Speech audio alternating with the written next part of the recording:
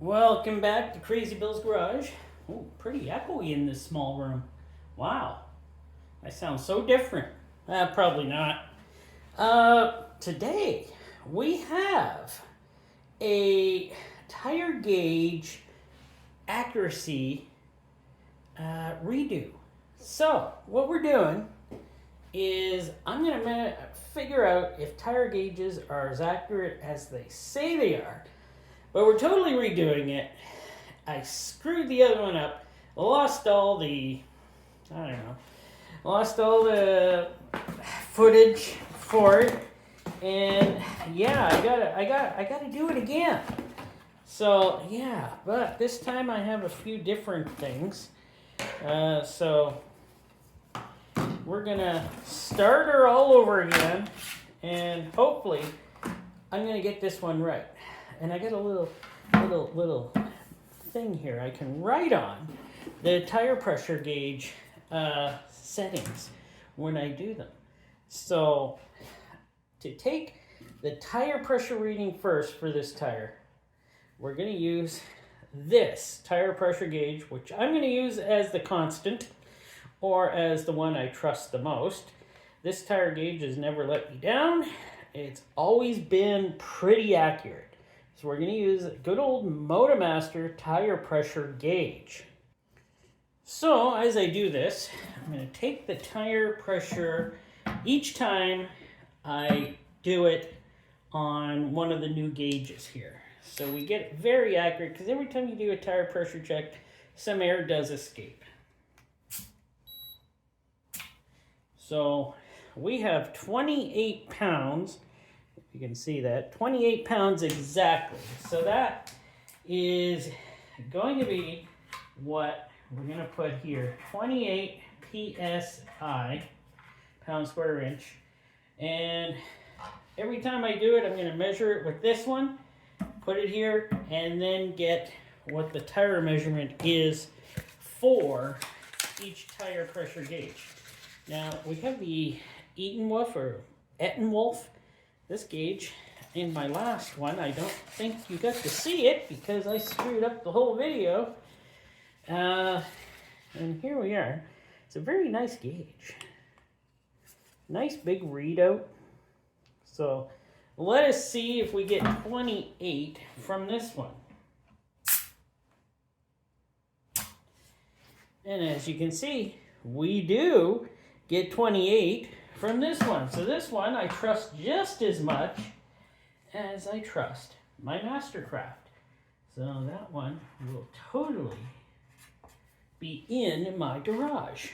Any of the ones that do not measure up as well, but are close, will go on most of my vehicles. And the ones that totally don't measure up will go to family. Yes. And the one that totally is the worst one will go to my brother-in-law, Looney Farm Guy, because, he likes, all the lower crap I probably give him. So on the next one is a digital tire gauge. That's all it's called. Digital tire gauge made in China. In fact, most of these are probably all made in China. Yeah, PRC, Republic of China. So now I'm going to have to take this measurement again, and we are still at 28, so that's good. Some of these lose air, so 28 for that one. So let's check the digital tire gauge, and it's got a smaller readout, but you can read it just fine. It's got a blue backing. And hey, we got 28. Okay, so far so good. In fact, I think that's the one I gave to my wife to use for a while, and she likes it. At least I hope she does. Next we have a new one, and it's going to be, well, it's still in the package, but the Goodyear digital tire gauge. And this one goes from 5 to 150 psi ergonomic design. It's got the seal of approval from Goodyear. And yeah, this one I'm hoping works out fine because I kind of want to put it in one of my vehicles. So this one has all sorts of markings on the back here. It has to do something with some probably licensing of some sort. Good old Goodyear. Nice rubber grip. It's pretty nice actually. It's light. Let's hit the button. Oh yeah. What are we on right now? Bar. There we go. I always go with PSI. So let me measure it first with this one. There we go.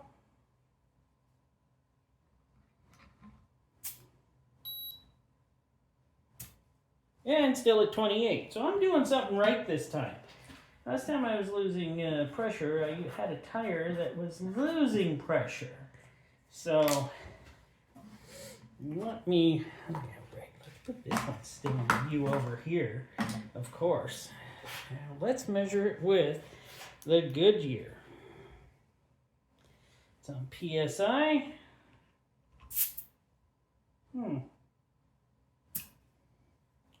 This one measures high at 28.2. But we're going to do that one more time. Turn it off. And then turn it back on.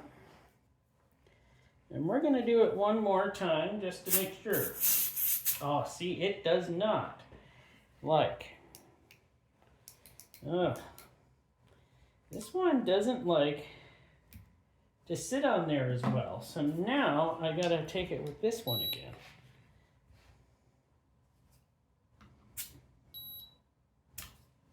Now we're at 27.8. So, you know what I'm going to do? I'm going to change this.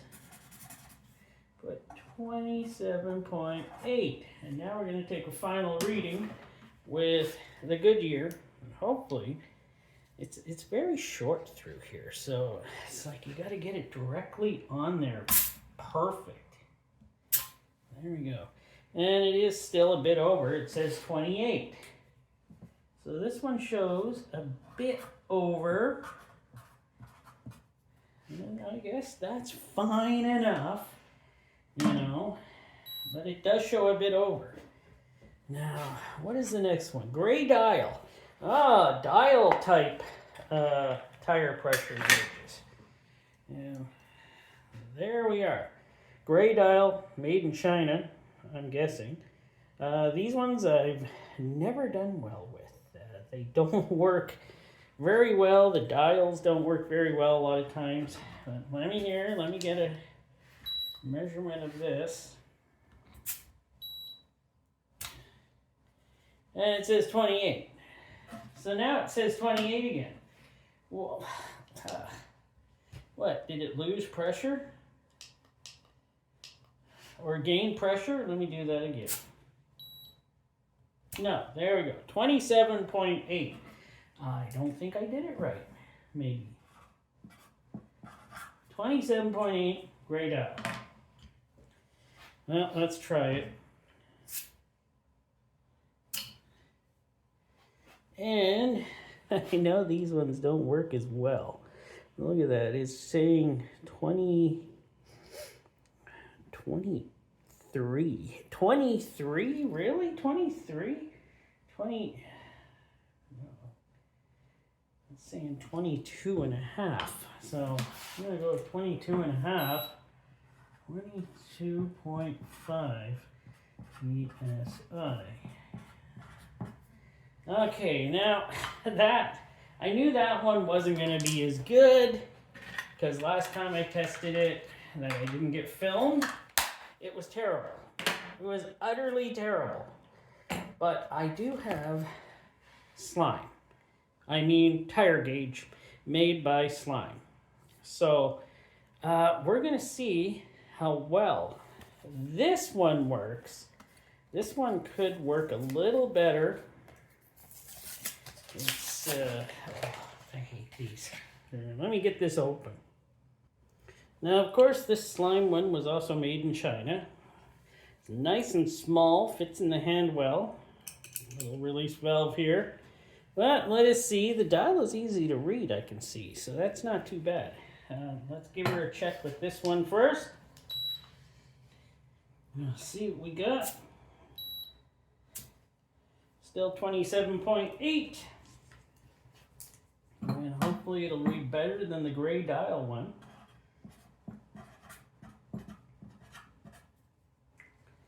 And, well, let's hope this one works out.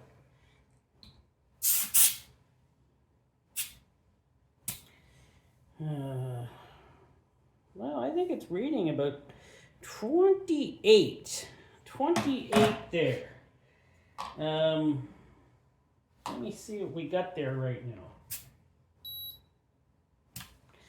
now. 27.6. So, no, actually, you would better look at that. It is below the 28. So maybe this one is reading about 27.8. Or so. That's one of the first dial ones I think I've ever had that actually had a correct reading. Yeah, it's almost to 28. So I'm quite amazed at that one. I'm going to leave that. That one seems to be pretty correct. And the next one is the old-fashioned. Had this one for years. My dad, I think, had this. It's made in Taiwan, I can see. And this is the old-fashioned type my dad used to use when he was a mechanic. And that was quite a long time ago. And that's the type he was using. So 27.6. I know we can't get points on these type or the dials, but let's see. I used to like these because you could put your thumb right there and just hold it in there. There we go. This is, so there it is. I would say it was reading about 25. So that's close. That's close. Which one's read the best? Well, we have a couple here. We have one that read terrible. So, which one read the best? Let us see here. The Etenwolf, definitely a check mark. Digital Tire, good. Goodyear read a little high, so it gets half a check mark. Gray dial, no. Brother-in-law is probably getting that one. The slime dial, I think that one actually worked good. I was shocked at that. And the old style, yeah, it gets 3/4 of a check mark. It's close enough for the kind that it is, the slide type. And I think it's close enough for that. But all in all, the digital ones worked great. I'm quite happy with that. So now I got some gifting to do around, family maybe. Oh, I got to give the wife back the one I gave her, of course. And the brother-in-law can get the gray dial one. So thanks for watching. Hope you enjoyed. Hopefully this one did better and it doesn't get screwed up through editing. I don't know what I did. I just buggered it all up on that last one. But hopefully this one will go out. I'm going to edit it again, just like I did last time. I don't know what I did. I did something. I'm not an expert at this. I'm learning. So thanks for watching. Hope you enjoyed, and have the rest of the day as a happy day.